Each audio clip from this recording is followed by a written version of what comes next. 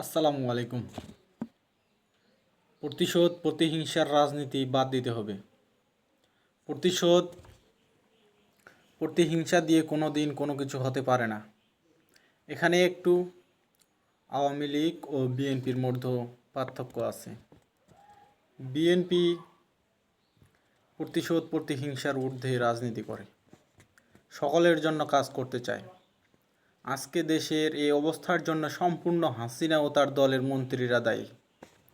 হাসিনা বাংলাদেশে এসেছিলেন জনগণের জন্য নয়, এসেছিলেন প্রতিশোধ নেওয়ার জন্য। প্রতিশোধ নিয়ে চলে গেছেন।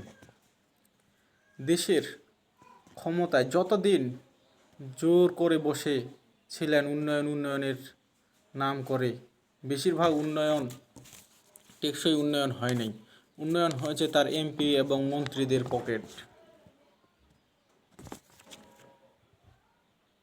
ধন্যবাদ।